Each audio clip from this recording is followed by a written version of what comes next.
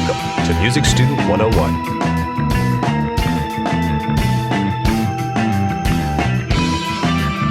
Our mission: to inform, assist, and empower music students of all levels.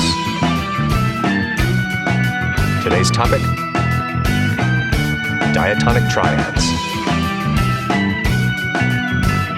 Your hosts, Jeremy Burns and Matthew Scott Phillips.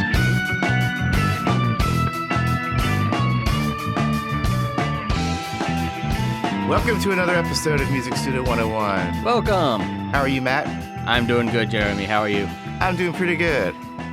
I'm going to try and be a little conversational today. Okay. How's your classes going? How's your teaching? Classes are going well so far. We've been in the thick of it for about a month now. So we had our first round of exams this week. Stressful for everybody, but then there's always that sort of back to normal feel right after the exam where everybody kind of feels better, you know? Regardless of how they did, they're just glad they don't have to take a test when they walk in, you know? Yeah, that's a good feeling. Yeah. I also, today we're really here to talk about diatonic triads. Eventually. But it's not a very lengthy discussion. Yeah. And we only release this once every couple of weeks, so we want to give you guys something to listen to, right? Yeah, right. You can just listen to us talk. And in efforts to be a little more entertaining and conversational, I think, you mentioned something that we should talk about at some point, and I think this will be a perfect time to talk about that. And that is, why are we doing this to you?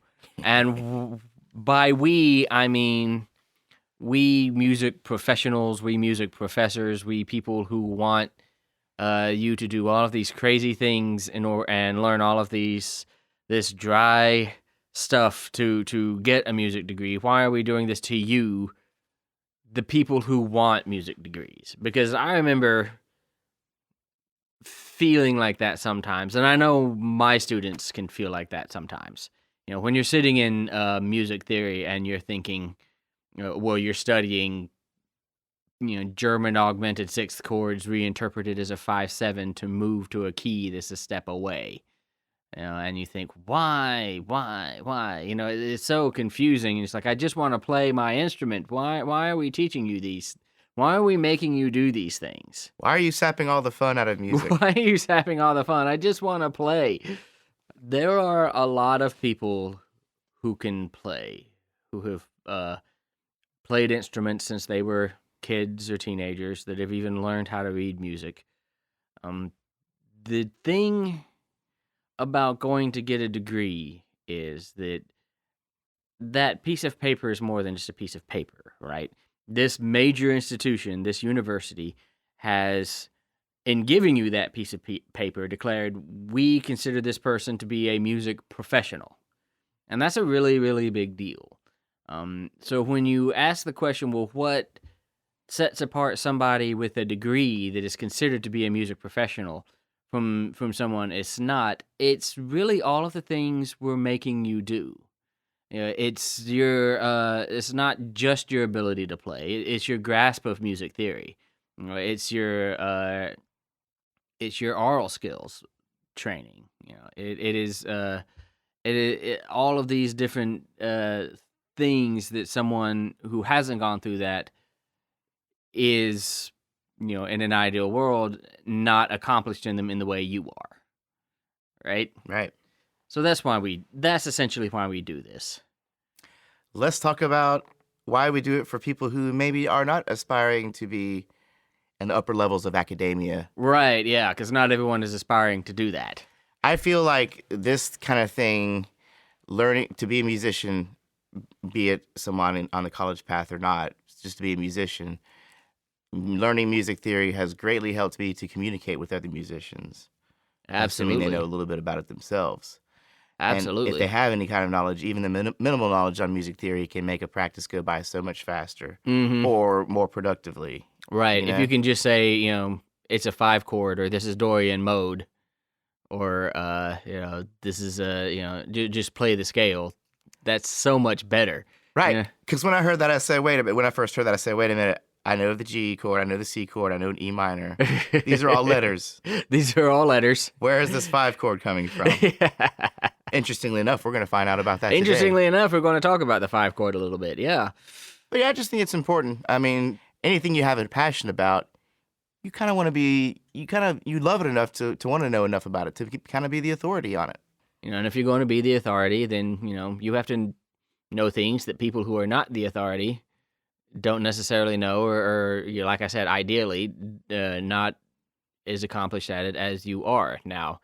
People self-teach themselves all kinds of incredible things. Right. And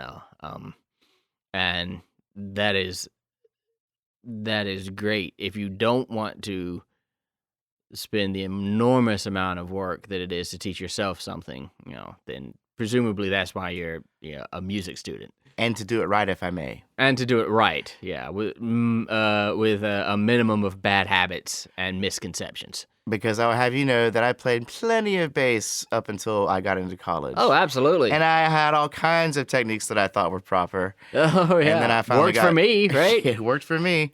And then I finally got there and actually took formal lessons from an accomplished bassist who really knew what he was doing. Mm-hmm. And you realize all the things that quote unquote worked for me, they only worked for me because I had no idea what I could do if I would just play properly. Yep. Right? Put yourself through a little bit of discomfort and use that pinky finger. Yeah, the when you're trying pinky to play finger. the Oh bass. man, the pinky finger. That muscle was so weak. Yeah, but now I have to use my pinky finger. Like it feels unnatural for me to go back to that sort of bear claw looking 3-finger bass technique. Now I can't even do it. Because you're given the proper technique, and now Right. you're thankful you're given it. And as educators, we're not the kind of guys that are just going to say, this is what you have to do it. We're going to say, this is why we do this, right? This is why we do this. Because that's a fair question to ask of anyone who's teaching you something. Yeah. So why do we have to study theory as a place to start? Mm-hmm. Yeah, I'm asking you. Like I said, I just think it's a more intimate knowledge of your craft, It's understanding the science behind it. Well, to some degree, when I say the science behind it, we can get into this deeper later on as I keep Sure. promising. But there are certain things about music that mathematically work. Right. The reasons things sound appealing to us, the reasons things sound harmonious. I'd love to know about that kind of stuff. I'd love to know why. Absolutely. And I'd love to know when I'm hearing something, what's going on. Yeah. How could I explain this to somebody else? That's what I was about to get into. The sort of the deeper understanding. Mm-hmm. You don't just know why. You don't just know that something sounds good, but you understand why. Mm-hmm. And when you understand why, you can take that understanding and apply it to something else. Well, do you think this will sound good? Well, what is it doing? If you have that understanding, then you can, say yes or no. You're not stabbing in the dark. If you're sitting around writing music or playing music with your band or just even if you're playing in a cover band and looking for, songs that are quote unquote good songs, to add to your repertoire, you can sit there and say with that understanding, well, I think this works because of these reasons. Mm-hmm. And that's really all music theory is this been an ongoing multiple century study of why something sounds good. Put simply. But yeah, I think people who have not studied music formally often have misconceptions about what theory is. Mm-hmm. They tend to think of it as this giant set of rules, this huge, bug squasher sized tome of things that you can and cannot do, and that there's thrown in front of you, and it said you will obey these rules. Period. End of sentence. Mm-hmm. The thing about theory is, if that's what theory was, theory would not have made it out of the 11th century. Because, spoiler alert, musicians are rebellious people who are creative and don't like to follow rules. Always have been. And anytime throughout the history of music, anytime there has been a convention or a rule that too many people said, well, this is the way it's done, somebody has come along to flip those guys off and do it pretty much completely differently. Whether you're talking about Monteverdi or Beethoven or Schoenberg or, whoever. That's why it's not called the law of music. Right, it's not music law, right? Exactly. It's music theory. What music theory really is not trying to say this is what you have to do when you're constructing music. What music theory really is an exploration of what sounds a particular way, what makes something sound the way that it sounds, and what happened musically to create that. Mm-hmm. By that definition, anything is following the quote-unquote rules of music theory, because music theory really isn't trying to make rules. It's trying to understand what happened in any piece of music. People make rules. People come along and say, well, I don't like that this piece of music is constructed that way because I think that's stupid for whatever reason. But, that's their subjective opinion. Based on all different types of motivations. Based on all different kinds of motivations, yeah. Human beings being the big, complex, freaky things we are. So why are we making you learn theory? A couple of things. One, after having spent centuries trying to analyze what does and does not sound good, we have come up with a few ideas. They're not rules, but there's definitely things people have discovered over time that you are going to want to know about. Because believe it or not, a lot of music is a lot of the music that you play, a lot of the music that you write, is things that people have considered before, at least in part. Is based on principles that were the same principles that Mozart was struggling with, or that, Jaco Pastorius was struggling with, or whoever, right? So in studying music theory, you study why those things sounded good. And if and again, like we were saying before, if you know why those things sound good, you can apply it to other things that might sound good. You can apply those ideas to creating your own music that might sound good. Mm-hmm. And that is something that we as music educators think is very important that you understand. Yeah. Somebody who does not have a music degree can say, well, I know what I like. And that's great. Yeah. Good. Someone who has a music degree has to be a little deeper than that when it comes to music, right? Mm-hmm. We can't just know what we like. We have to know why we like it. Right, because everybody likes music. Everybody, yeah. With the exception of a select rare few. Yeah, it seems like I read in that Musicophilia book by that guy. He had that one case of this woman that had brain damage or something, and she just didn't have any emotional reaction to any kind of music at all. It was just noise, or she might as well be listening to a refrigerator running. Ha! But if you're not that woman... That sounds interesting. Let me look this up real quick. Sure. Pause. Okay, thanks to the magic of editing, I'm back, and I looked it up. Oliver Sacks. Oliver Sacks. That was his name. So you were saying that unless you're... that everybody likes music. Yeah. We all love music. When you decide to study music, you're deciding to understand what made music sound like it did in a deeper way. And that's why you have to study theory. That's why a chef would get so many more accolades than the person who eats the food. Right. Exactly. Eats. Eating food doesn't make you qualified to be a chef. Right. Listening to music alone doesn't qualify you to be, You might say, hey, that tastes good. Yeah. But you might not know all the reasons. Exactly. Now, obviously you would never want a chef who had never eaten food. But that's not the only thing that's required. Or a self-taught chef who's... That's not fair, because you still know it's good. You still know it's good. Yeah.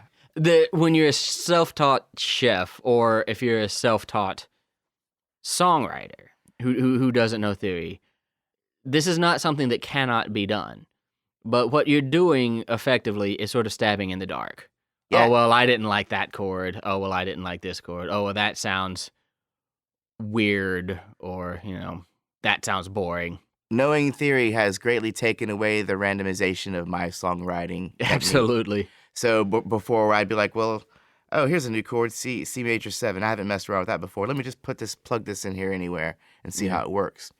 Well, now because of my theory knowledge, I know where it can go and make more sense. Absolutely. And what might be pleasing to the people's ear. Now, this is tonal music we're talking about here. Sure, but if you're writing non-tonal music, the same thing sort of will still apply. You want to know, yeah, because you can still expedite your songwriting process by kind of knowing ahead of time. Yeah, a game plan. Depending on the type of atonal music you're writing, it's like, well, let me arrange my serial row this way. Yeah. Or, okay, that didn't work. Let me arrange it that way. Arrange it. Now, if you're writing in serial rows, you probably know theory. Right. Or you're just crazy. Or you're just crazy. But even, you could be, if you're playing jazz. Yeah. Knowing where to put in a 7 chord and whether to make that 7 chord a major 7 or a minor 7. Very, very important. Knowing what it is about a turnaround that makes it a turnaround, or knowing what it is about certain notes that make them feel like the end of a phrase rather than the beginning of a phrase, or the end of a phrase rather than the end of the whole tune. Invaluable. Yeah, absolutely invaluable. Believe it or not, knowing these kind of things can inform how you perform something that you haven't written.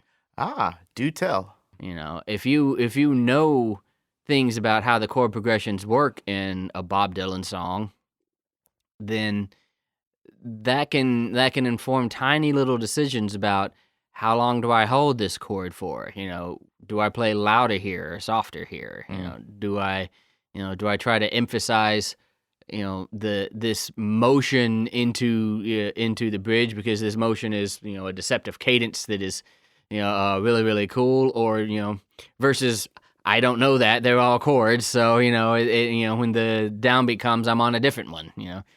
These little things can greatly inform your own musicianship. Even if you're not actually writing music. So that's why we make you do it. That's why we make you do it. Yeah, and let me say this to anybody who writes music in any way: don't ever think of theory as a set of rules. There are no rules to writing music. You're just learning to crawl. Yeah.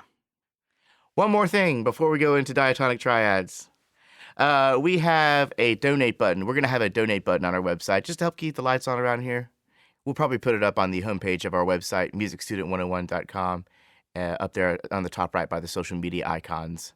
If you guys think you're gaining anything from this experience, feel free to click on that and show us a little love. So thanks in advance for your donation, should you decide to do so. And if not, we're going to keep on doing this regardless, because we love it. See? Beautiful. Simple as that? Yeah. Okay, cool. Simple as that. I know how you feel asking for money. I hate asking for money. But, sure. That's why I'm not a good salesman. I'm terrible. See, musicians don't have to ask money. They just put a little hat down. Yeah. And they do what they do. They don't have to ask anybody. And they earn it. Open your guitar case and set it on the... Yeah. Okay, what's the main reason we're here today for, Matt? We are here to talk about diatonic triads. Well, we've already discussed the 4 main types of triads. Right. Major, minor, augmented, and diminished. Correct. And we've also kind of discussed the main 7th chords. Yeah. Major 7, minor 7, dominant 7, half diminished 7, and fully diminished 7. All right. So now that we know these chords and what they sound like and kind of what they do, let's talk about how they work their way into tonal music. Okay. Well, let's start with the triads. So I'm going to be in a major scale, just any major scale, all major scales. And if I choose notes from that major scale, starting on the tonic, to make a triad with, so I'm going to say, well, let's see, the root is going to be my tonic note, and so I'm going to have a third, and a fifth, which is going to be the third scale degree and the fifth scale degree since I started on the first one, right? I have a particular one of those triads. I have a major triad. Anytime you build a triad in which the tonic of the scale is its root, you will have a major triad, assuming you're in a major scale / major key. Yeah. If I instead try to make a triad off the second scale degree, scale degree 2, I'm going to do the same thing. I'm going to make scale degree 2 my root, and I'm going to add a third and a fifth above that, and I'm using the notes from this scale. I'm not going outside of the scale I'm in. So the 7 notes that are in my major scale is the notes I'm using here. I happen to have scale degree 2, scale degree 4, and scale degree 6, right? And notice that this triad is minor. Yeah. So scale degree based off, a triad based off scale degree 1, major. In a major key. In a major key. We're in major key at the moment. Right. So we're just thinking about major keys. And we'll get into minors later. We'll get into minors in a minute. In a major key, triad based off scale degree 1, major. Triad based off scale degree 2 is minor. Right? And we can do the same thing up all 7 notes of this scale. I'll go through this fairly fast just so as not to, belabor the point. But so scale degree 1, the triad based off of that is major. Scale degree 2, it is minor. Scale degree 3, I'm going to have another minor triad. When I get to scale degree 4, I'm back to a major triad. Same thing for scale degree 5, major triad. When I get to scale degree 6, I have another minor triad. When I get to scale degree 7, I have this diminished triad. That's kind of the weird one. And then, of course, I'm back to the tonic note at that point, an octave up. So, major, minor, minor, major, major, minor, diminished. So if I'm playing in what we call diatonic triads, every time I'm playing chords based off the tonic, I'm playing a major key. I can go to the 4, which is also major.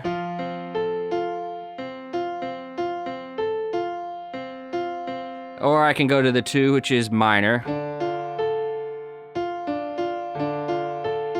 Or the 5, which is major.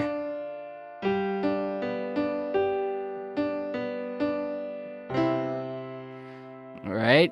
That was very lovely, Matt. Yeah. Composed on the spot for your enjoyment. But what made it so smooth and flowy was the fact that these are all diatonic chords. Absolutely. All of these notes are notes that are used out of our scale. So this is the sort of the basic way of what scale and this is the basic mechanism by how scale and key works. We're using these notes not just to make our melody, we're using these notes to make our chords too. Yeah. And those have those different qualities. So as we move from one chord to the next, our qualities shift in this way that is smooth and flowy. Great thing to know if you're writing folk music or writing music that is based off of classical music in some way, inspired by, it can be very Baroque sounding, right, to do it this way. But the idea behind these is we are not bringing in any notes from outside of the scale to play in these chords. Yeah. And we'll get into that. What would it be called if you were? If we brought in notes from outside of the scale, those would be that is what we think of as chromaticism. That is what I think of as chromaticism, is chromatic notes, and that definitely does happen. It just, in classical music, it happens in a kind of very controlled way to sort of control the flow and the direction of tension and release, and we'll get into that too at some point. Like I said, theory is not a set of rules. Playing in diatonic triads is just one thing you can do, and it will sound a certain way if you do. It will sound smooth and flowy and kind of natural. There's nothing very jarring about playing in diatonic triads usually. Yeah, nothing really jumps out at you. It's all pretty smooth. Now, there are suggested orders of some of these chords. Absolutely. They're called functions. Functions. So some of these chords have a predominant function, and then some chords have a dominant function, and others have tonic functions. But we can discuss that at a later time, when we get into how to move from one chord to the next. Right now we're just trying to understand chords. So you just have to keep listening. You just have to keep on listening. Keep trugging on. We're trying not to give you too much, overload your brain too much at once here. Yeah. Okay, so we've kind of discussed that. Now, again, assuming that you're in a major key. Right. Those are all major key diatonic and triads. You're using all diatonic chords, which are all chords based on the notes in this scale. Right. The triad based on the scale step 1 would be a major. Major. That based on scale step 2 would typically be minor. Minor. 3 minor. Minor. 4 major. Mm-hmm. 5 major. Yes. 6 minor. Yep. 7 diminished. That's the diminished. Redheaded stepchild. And then 1 back to 1. We're back to tonic and we're major. Right. Let me make a quick observation here that might help our listener. Nope. I'm going to make this observation after we cover minor and 7th chords. Okay, we'll make that observation later. Together. Okay, so let's talk about minor scales then. All right. Because when you're in a minor key and using a minor scale, the concept is the same. We're just using all the notes and nothing but the notes from the scale we're in to create the chords that we use, and that creates different chords of different qualities. Same idea. It's just those actual qualities are a little different. So I'm going to be in a minor scale here.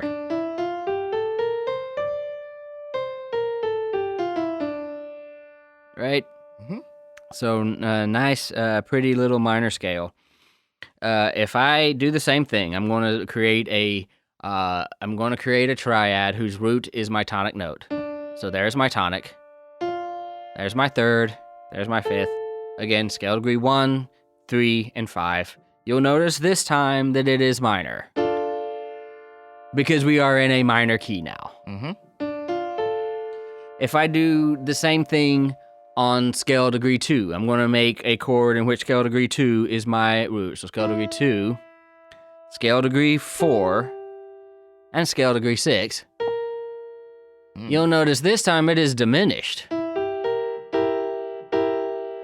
Right? Yeah. Lovely little dissonant diminished chord. If I do this on scale degree 3, I now have a major chord. Hello. Yes, whereas when I was in a major key, I had a minor chord here, right? Yep. If I do this on scale degree 4, I now have a minor chord. If I do this on scale degree 5, I will have a minor chord. Notice how 4 and 5 were major in a major key and minor in a minor key. And that doesn't always hold true because there's more than one type of minor scale. Right. We can get into that soon. But now, what we're actually doing, the scale that we're kind of basing this on right now is the harmonic minor, correct? Is the natural minor. Okay, I'm sorry. The natural minor. Yes. So we're on scale degree 5, minor. We're going to go to scale degree 6 and look at this. It's a major chord. Scale degree 7, assuming natural minor. Also major. And then we're back to 1, the minor key. So to recap, scale degree 1, minor. Scale degree 2, diminished. Scale degree 3, major. 4, minor. 5, minor. 6, major. 7, major. And then we're back to 1, which is minor. So we have a different set of qualities to be in a minor key. So the major scale is kind of easy, kind of predictable, right? Right, but with the minor scale, we have a couple of wrinkles because we have more than one type of minor scale. Right? If you remember back to our podcast about the minor scales, we have what I was just playing, natural minor. But we also have harmonic minor, which it gives us that seventh that's raised a half step to give that half step pull back up to tonic. Mm-hmm. And we also have the melodic minor, which does that to the seventh and also the same thing to the sixth. Yeah. So because we've changed those two notes, a couple of these chords are going to come out a little differently. So if I'm in harmonic minor, one is still minor, but because of that raised seventh, 5 is now major.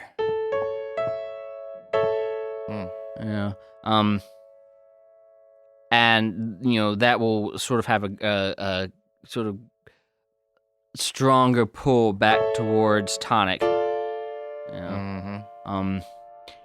This is this is a very useful technique to know to just alter that one note.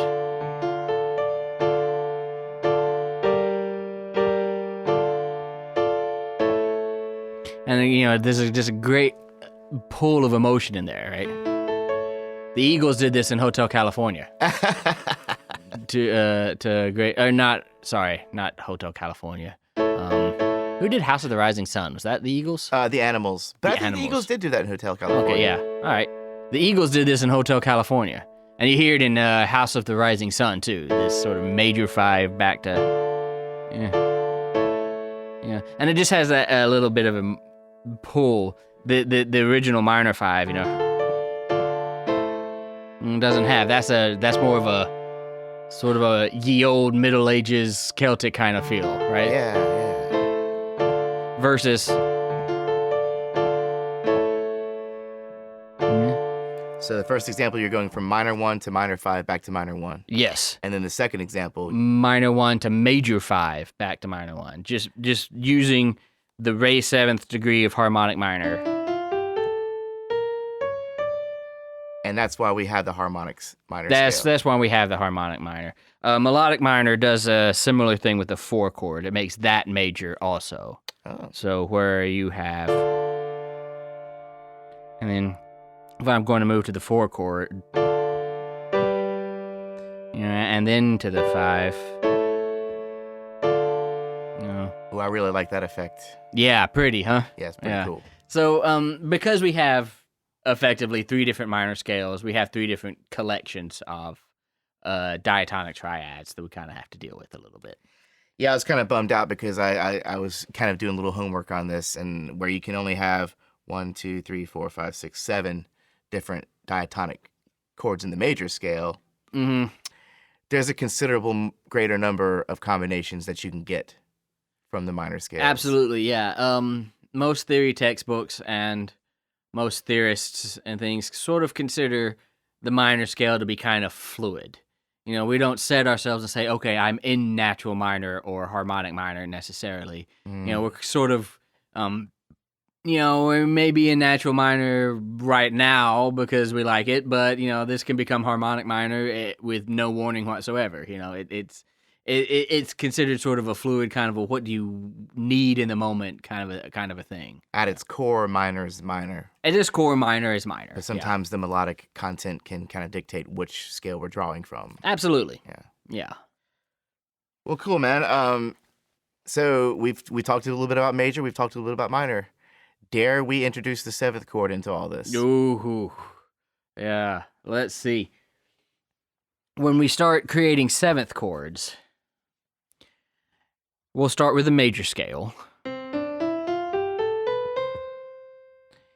I'm going to build not a triad, but a 7th chord on our tonic scale degree, and I'm going to have a major 7 chord. So there was that original triad, and then we're stacking on one more third. Yep. And now we're stacking on one more third. Still diatonic, mind you. Still just using the notes from our scale. Uh-huh. And we have a major 7 chord. There's that sweet, soft Yeah, major 7 the chord. kind of Mr. Rogers' Neighborhood sort of. Right, yeah. If we do this with do the same thing with scale degree 2, we have a minor 7 chord. There's that train whistle. Yep. Same thing if we do this with scale degree 3, we will have a minor 7 chord. Yeah. With scale degree 4, we end up back with the major 7 chord.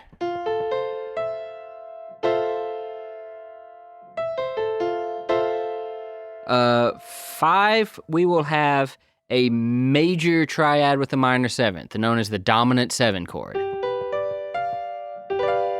Even stronger force. Yes, and don't you just almost, your ear almost demands to hear the go. Right, resolve back to tonic. But at any rate, dominant 7 chord. Doing this with scale degree 6, we're back to minor 7 chords.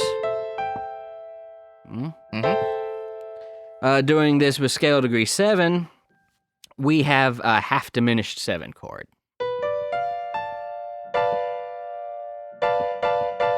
We're back to tonic. Yeah.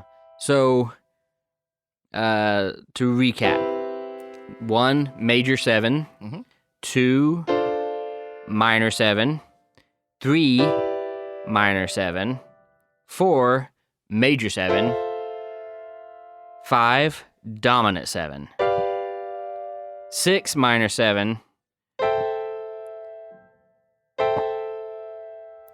and 7, half diminished 7.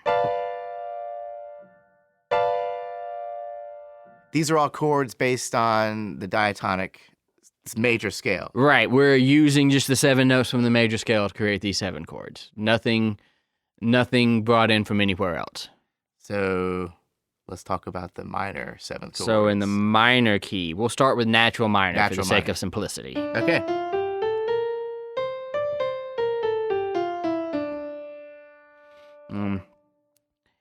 In the minor scale, if I build a 7th chord off scale degree 1, I'm going to have a minor 7 chord. If I build a chord off scale degree 2, I am actually going to have a half diminished 7 chord. Scale degree 3 will be a major 7 chord.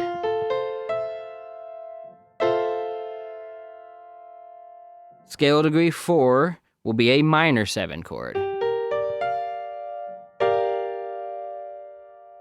Scale degree 5, remember we're doing natural minor at the moment, so we're just going to have a minor 7 chord again. Scale degree 6 is going to be a major 7 chord.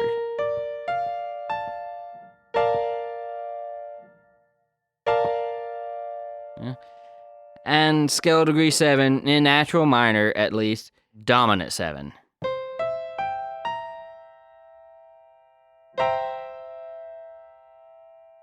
And then, of course, we're back to 1. So there's the natural minor scale. There's the natural minor scale. Now, obviously, again, when we add harmonics, these 7th chords change a little bit. In the harmonic minor scale, our 7th chord based on 5 is now also going to be a dominant 7, because we're taking that minor 7 chord, which is a minor triad, and a minor 7, and we're raising this scale degree 7 up a half step. Which is the third of that chord. Right. So we have a dominant 7 now, a major triad with a minor 7. Aha. Yeah, and it has even an even greater pull back to the tonic chord, right? Yeah.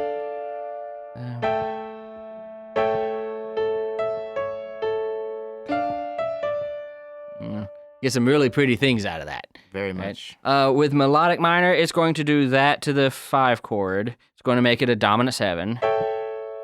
It's going to turn the 4 chord also into a major triad with a minor 7 on top. So also a dominant triad in Right. melodic minor. So melodic minor.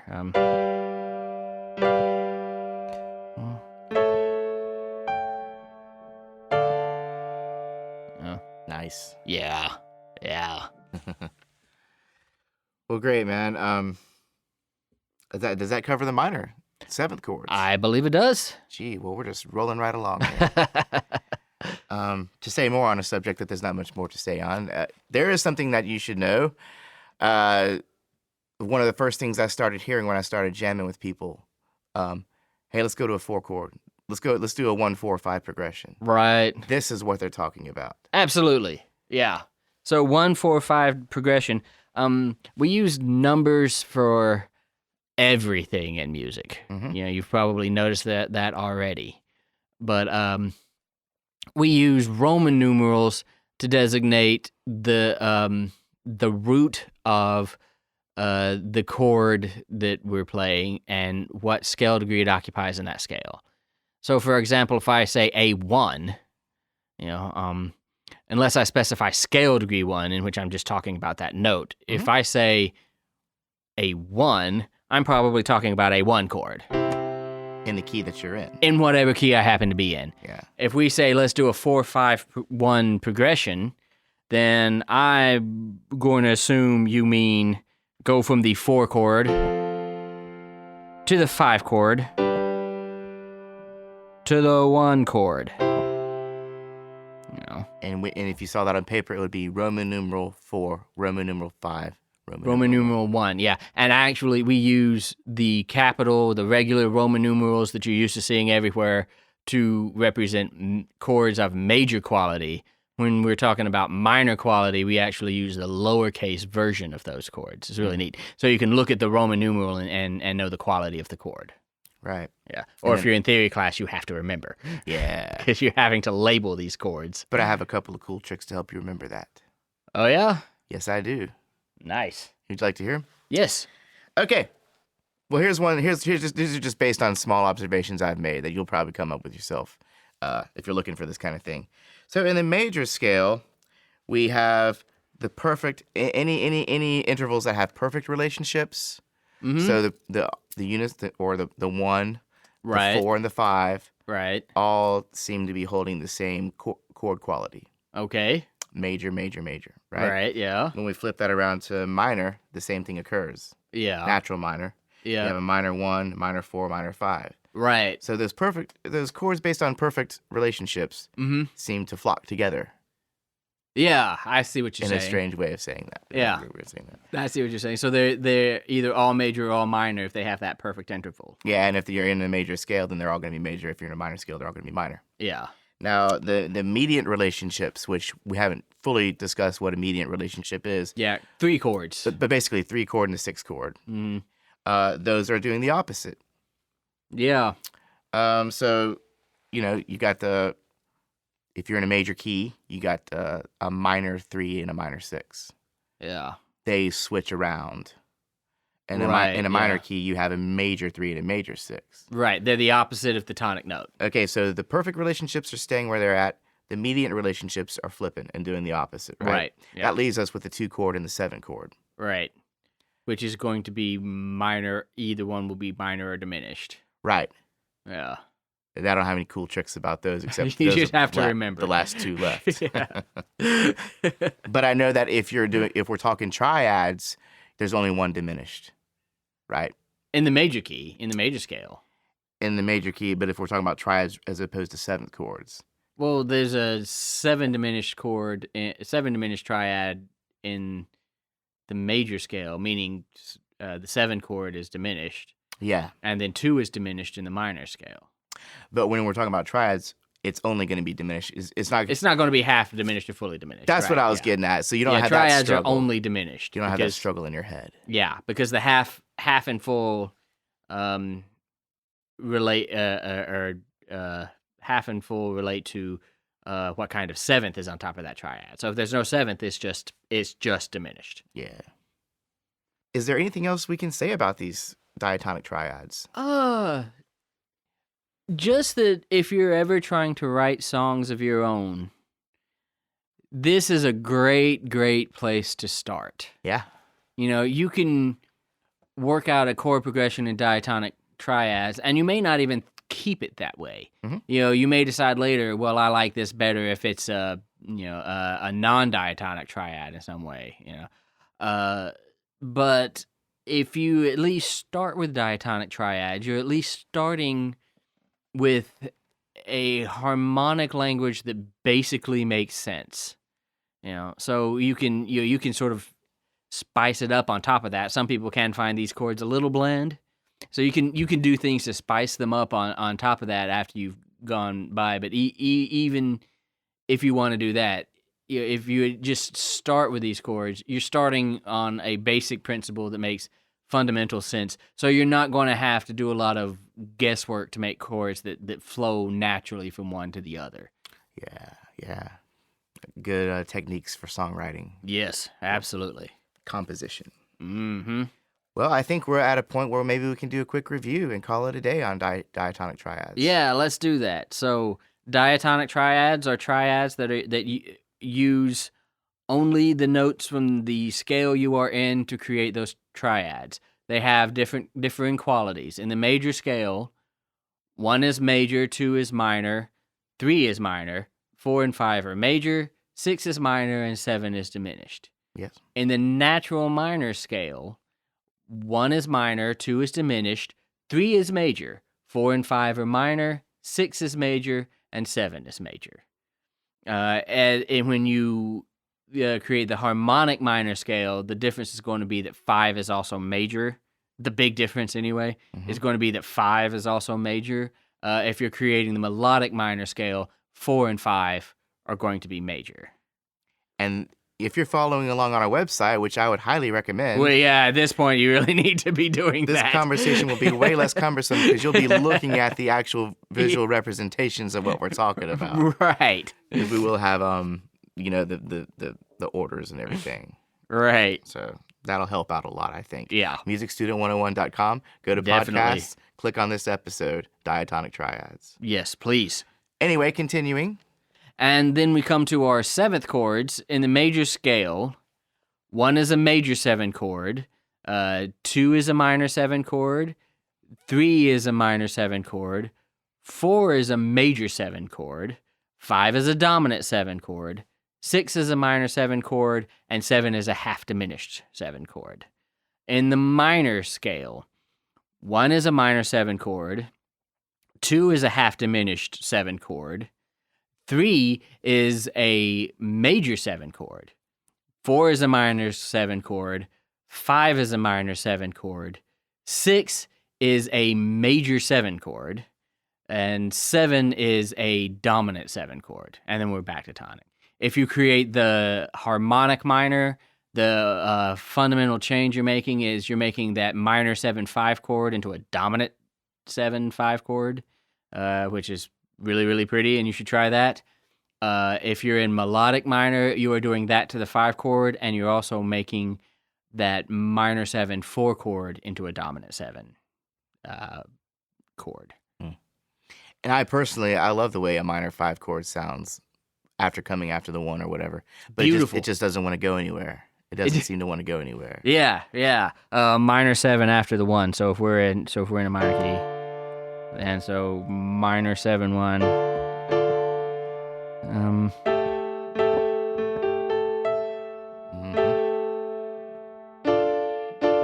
It went nicely back to the 1. It goes nicely back to the 1. But it doesn't. It doesn't have to. It doesn't pull to the 1 the way a dominant 7 chords. I mean, I could just as easily hear that go and go to 6, right? Mm-hmm. Or something like that. Yeah. Whenever you take that half step from 7 to 1 out, you're sort of smoothing that insistent pull that you go back to 1 from that. You're giving yourself a little more ambiguity to do something else. Yeah. Very cool. Yeah. What else? Go play some music. Go play some music. Try and use your diatonic chords. Try some new chords. Yeah, try and use some based on these relationships we're talking about. Absolutely. And we'll get more into function and how these specific chords are arranged at a later date. At a later date, so keep on listening. And thank you.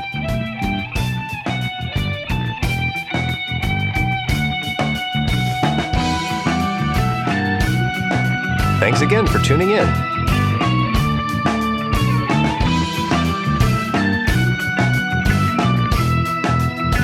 If you know other musicians who thirst for theory knowledge,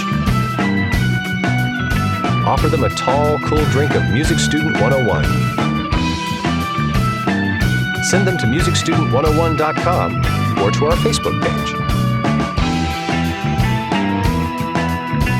You can subscribe to this podcast on iTunes, Stitcher, and most other podcast outlets.